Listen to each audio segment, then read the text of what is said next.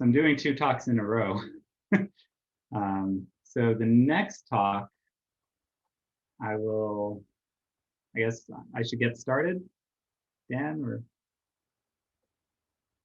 Yeah, you can go ahead and get started. Okay. All right. So as I mentioned, this talk is about, actually, Dave, a little bit about your question. It's about how to communicate with physical devices from Snap. And I'm presenting it, but I want to very clearly state that I did not do this work. This work was done by Lauwers and Bambi Brewer. And it's all about developing a progressive web app. So that's a new thing that is now possible. The progressive web apps are basically apps that run within the Chrome browser, primarily the Chrome browser. I think they're leaking into some of the other browsers as well. But we were able to leverage this technology to make it easier to kind of connect to our devices. And you can connect to our robots with the app that I'm going to show you. You can also connect just directly to a standalone microbit and use it with Snap. So I'll demo that. So I'm going to talk about kind of our old method for connecting Finch or Hummingbird to Snap, which is the method that actually we're using with remote robots because it's the older, more tried and true method. And then I'll do a demo of the browser-based progressive web apps. And then I'm going to do my best as the not developer here to talk about the technical connections, the technical details of how this works. But my wife's in the other room and she can answer questions if there are questions at the end that I can't answer. Okay, so here's a video of our previous solution.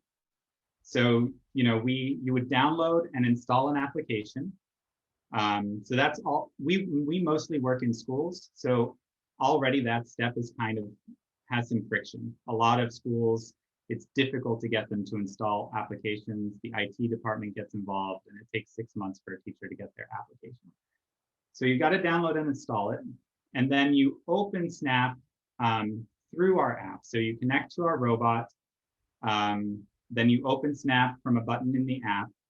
And then that loads the robot blocks. And then you would leave the app open, which is also sometimes a problem because often students, once the robot's connected and they've opened Snap, they may just X out of the connection app that we developed, and then the robot doesn't work. So, so that's an issue sometimes. And then, if you want to see things like the battery state or the connection state, you have to kind of go back and forth from the Snap window to the app.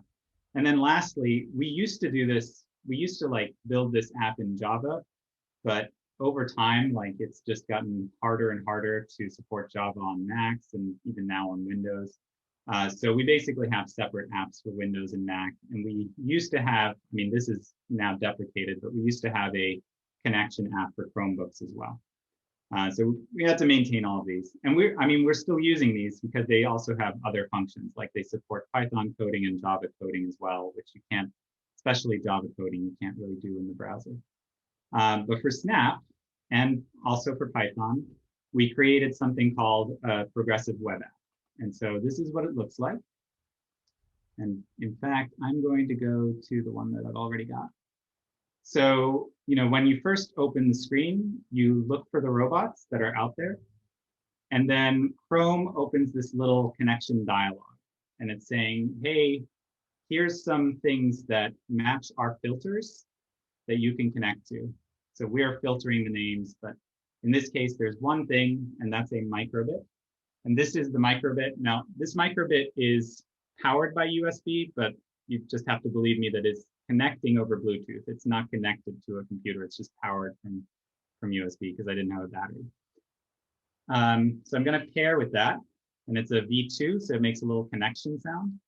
And then here's a little program that I've created for this microbit. So when I hold it logo up, it's kind of I think the video is making it hard to see exactly, but it should be making like a smiley face. And then when I turn it, it makes a frowny face. So a simple little thing there.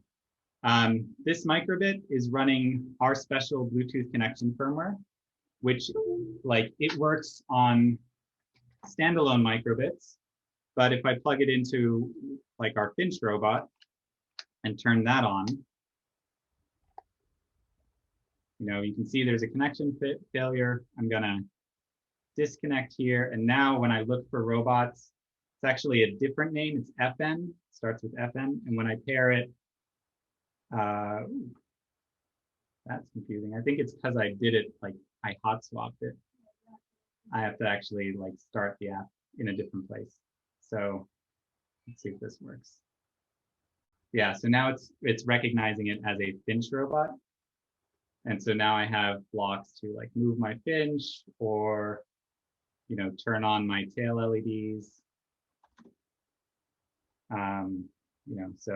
And read my sensors and basically program and control my robot, right? And so this is running over kind of native Bluetooth on my Windows laptop. So the nice thing about this is like the connection dialog is all up here. It's all integrated. I turned my Finch off just now. That's why it's throwing that connection failure. So yeah, so let me go back to my slideshow. Dave, did you have a question right now? I see that you raised your hand. When you plugged the microbit into the Finch, did the Finch update the code on the microbit or anything? What's the explanation for presenting with two different names via Bluetooth? The Bluetooth firmware that we've developed automatically detects if it's connected to either a microbit, like if it's just hanging out as a microbit, or if it's connected to a Finch robot or a Hummingbird kit. And so when it's powered on, and actually it does this dynamically also, but when it's, most notably when it is powered on, it's sort of like, oh, I'm a Finch right now. So I will start broadcasting with my Finch name. And really in that kind of 7-character thing, the only thing that changes based on what the microbit is plugged into is the first 2 characters. It's FN for Finch, BB for Hummingbird, and MB for microbit. So yeah, it's just our firmware is kind of doing that. Okay, thanks. That has the advantage of allowing people to download a single firmware for all 3 use cases without having to worry about like, get this firmware for this thing and this firmware for this thing. So yeah, in terms of the pros of this technology, like it works in the Chrome browser, and does it work in any other browsers? No, Chrome browser. It works on Windows, Mac, and Chromebooks as long as they have the Bluetooth hardware kind of built in. I think Linux is actually coming as well. It's sort of, it's experimental. You have to like turn on an experimental flag for now. It automatically loads the right blocks for your robot when you connected it. We actually went back and supported our older robots, which connected over USB, and we built an app for those USB robots. So it also supports like the USB HID and USB serial communications methods. We don't need that for our newer robots, but for the older ones, it basically gave them like a new lease on life, because a lot of the technology that we're built on, it's becoming obsolete with, Google and Microsoft just changing things over time. And it doesn't require installation, but you can actually install it to run it offline. So progressive web apps, there's a little button that pops up and you can hit it to install. So the cons right now, in our other app, connecting is really easy because you can, like our firmware just flashes 3 initials. And then our software kind of says, oh, I see these 3 initials. I see a robot with these 3 initials. But basically, Chrome hasn't gotten to the point where they are able to do that. I think there's some security issues or some blocking issues where they can't do it. So like, we can't get that easy name. We have to rely on those 7-character names, which are unique to each robot. But in a classroom where you've got 10, most likely the teachers are going to have to like put the unique 7-character name on the robot so that it's easy for the student to pair. So not quite as ideal. The other problem, and this is a very recent problem and hopefully a temporary one, is that it really makes use of the JavaScript block. And the JavaScript block recently was turned off by default in Snap. So the web app I just showed you is actually running an older, slightly older version of Snap. Because most of our users are non-technical, asking them to like enable a JavaScript thing, it's asking 10-year-olds to do that. It's not going to work too well. So I think this is going to be something where for development purposes, you know, if you were developing your own web app, you would just enable that JavaScript block and you would run it and see how it works for a while. And then I think hopefully, Yadya may be able to correct me about this, but hopefully at some point there will be like a whitelisting or a way for like approved apps to, you know, to be okay, so that like our JavaScript blocks can be okay by default, even if generic JavaScript blocks can. So those are the pros and cons. To get very briefly into the technical details, because I got, I guess, 3 or 4 minutes left. So the way this works, you know, we've got our robot and our microbit with RBLE firmware. And then that is talking over Bluetooth to the web application, which you can think of as sort of the outer program that is wrapping the Snap window.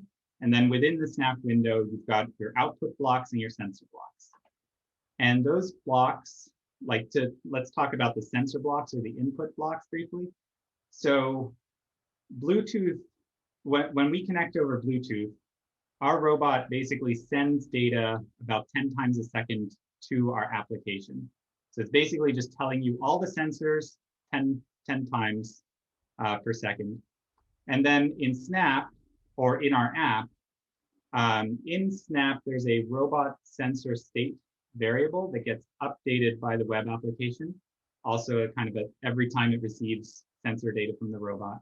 And then when you click on a sensor block, like the user-facing sensor blocks in Snap, then you see, you know, you basically get access to that robot sensor state.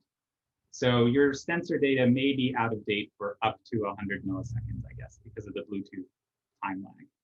But that's pretty fast for nearly all applications that we have with our robots. I'll skip this. For the output side, basically, when you click on an output block in Snap, so a user-facing output block, it updates the robot output state, which is just the state of all of the outputs on the robot. And then that entire robot output state is sent to the robot, again, roughly 10 to 20 times a second. So it's, again, not immediate. What's happening is we just constantly tell our robot what its state is. And, you know, when you are clicking on a user-facing output block, all that's doing is kind of updating that state variable, which eventually, and by eventually, I mean within 50 to 100 milliseconds, will get transmitted to the robot. And it's 2:19, so I should probably stop. So yeah, that is the very quick overview.